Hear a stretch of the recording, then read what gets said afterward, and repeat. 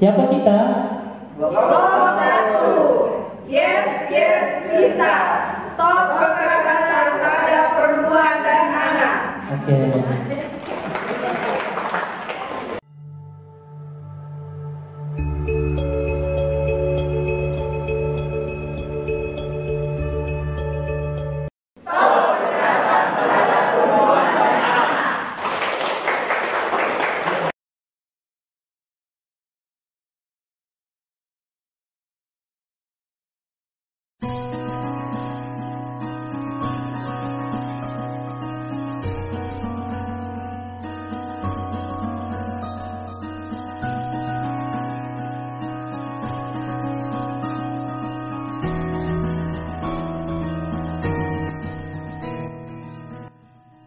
Jadi setiap tahun kami melaksanakan pelatihan peningkatan kapasitas SDM layanan penyedia perlindungan perempuan dan anak.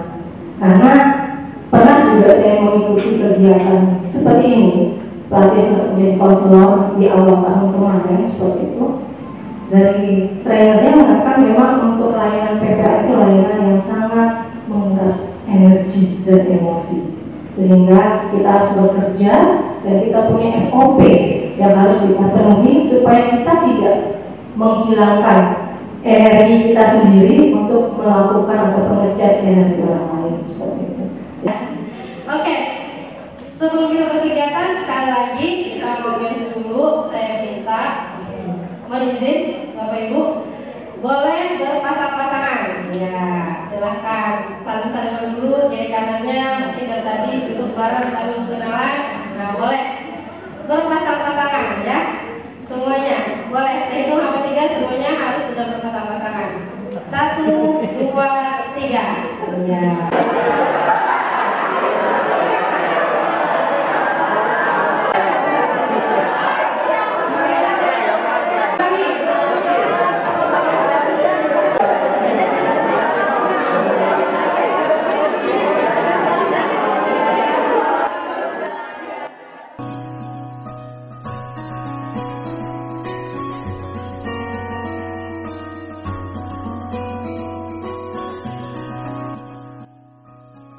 Kalau yang psikologis, nah ini yang banyak terjadi nih, yang dia menimbulkan luka, tapi lukanya batin, nggak kelihatan, gitu ya. Makanya nih kadang-kadang kalau proses hukum susah sekali ya Pak ya untuk berlanjut karena mana nih buktinya, gitu ya ibaratnya. Kemudian penelantaran ekonomi ini bisa dilihat dari Bapak kalau ada anak-anak di sekolah yang kebutuhan dan hak-haknya tidak terpenuhi, gitu ya. Terus kelihatannya kayak gitu, orang tuanya rapi tapi kok nih anak umbelnya kemana-mana gitu ya, bisa kemana-mana, bajunya compang camping. Nah ini bisa jadi ada penelantaran. Bedakan antara penelantaran dengan kemiskinan gitu ya. Kalau kemiskinan ya karena memang tidak mampu dipenuhi, tapi kalau penelantaran mampu tapi tidak dipenuhi.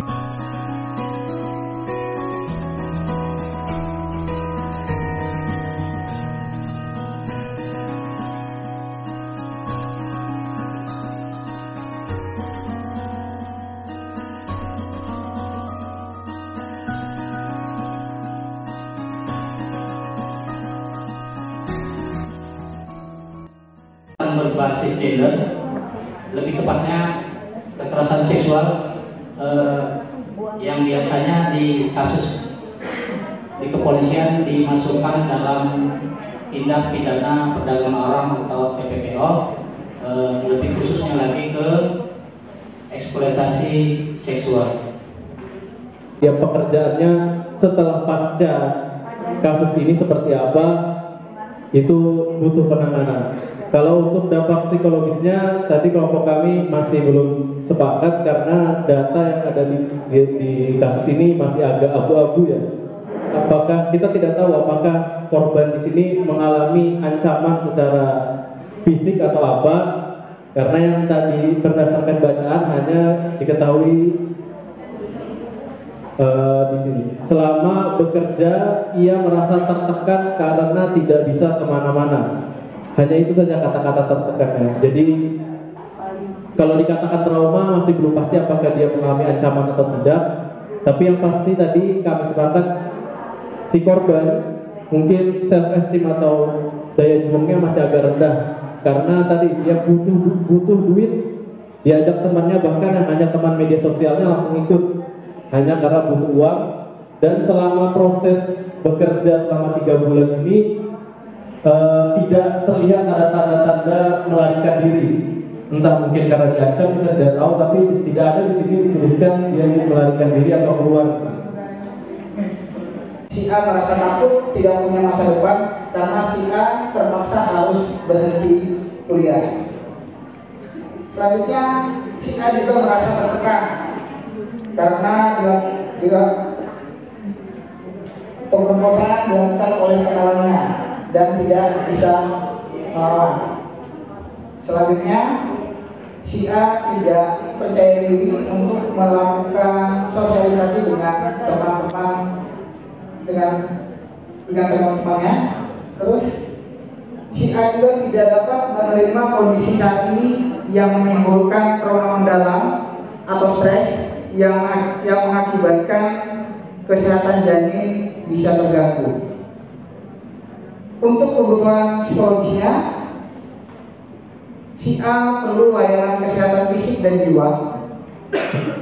Si A juga perlunya dukungan dari pihak keluarga, dan tentunya si A juga perlu bantuan hukum yang membackup masalah yang dihadapi. Dulu dalam permasalahan. Yang pertama adalah perempuan ini mengalami pemerkosaan, kemudian setelah terjadi penetrasi itu dia hamil. Setelah dia hamil, dia takut kehilangan akan hak pendidikannya dalam bentuk beasiswa. Nah, dari analisis kami, jenis KBG ini dari kasus ini adalah kekerasan seksual, lebih tepatnya kekerasan seksual. Kemudian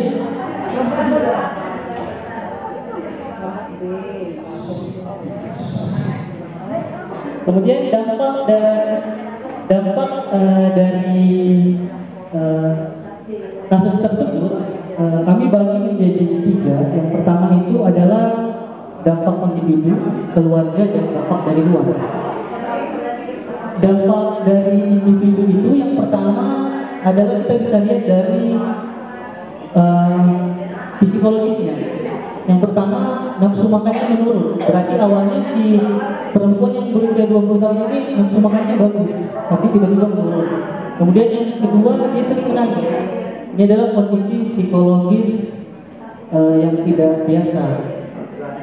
Kemudian yang ketiga, dia cenderung diam.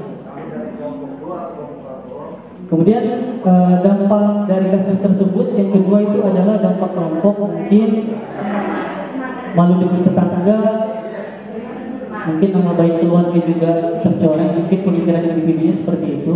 Kekerasan fisik terhadap ibu yang dalam hal ini mengalami KDRT, kekerasan dalam rumah tangga, yang mana ayah tiri melakukan kekerasan, sering melakukan kekerasan yang akhirnya puncaknya menusuk dan membakar ibu korban.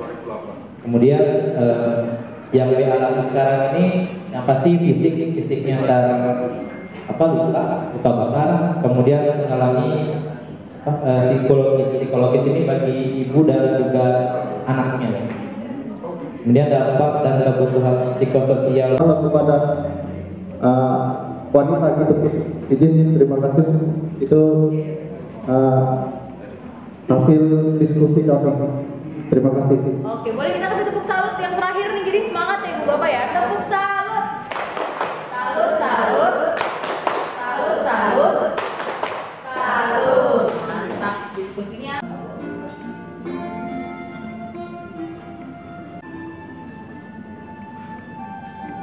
Wah, asik. Halo Dek. Siapa kamu? Kenalan nggak kita dulu? Siapa? Kenalan nggak dulu? Siapa aku? Nah, Om banyak. Kenalan nggak? Malam kan desa April. April. Umur kamu berapa? 6 tahun. Oh, tahun. Maka nama Om Marlon. Om, lihat kamu tadi asik ya main? Iya, Om. Oh gitu ya.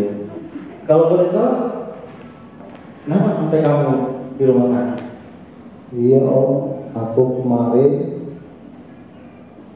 itu rumah kami kebakaran. Oh gitu ya. Oh, bertukar kita ya. Tapi keadaan kamu sekarang gimana? Masih sakit Om. Masih sakit. Jadi di sini kamu siapa yang dampingi? Nggak ada. Nggak ada. Oh gitu ya. Mau nggak? Nanti Om dampingi kamu. Karena kamu kan di sini nggak ada teman dan saudara. Nanti Om dampingi kamu. Kebetulan Om kerja di salah satu instansi yang kebetulan instansi itu untuk melakukan perlindungan terhadap anak. Nanti deh Om bawa kamu, nanti Om ajak kamu biar kamu itu ada teman nanti. Gimana? Aku itu Om masih trauma Om, jadi aku pengen sendiri aja dulu Om. Oh gitu ya. Gak apa-apa sih. Kita dari adik Sapri ya tadi namanya. Iya Om. Gak apa-apa. Nanti kalau memang ada Sapri butuh, kan di sini ada dokter, ada perawat. Nanti ngomong aja sama perawatnya ya, apa yang dibutuhkan. Kalau memang nanti butuh Om untuk datang sini lagi, nanti kabarin aja. Ya,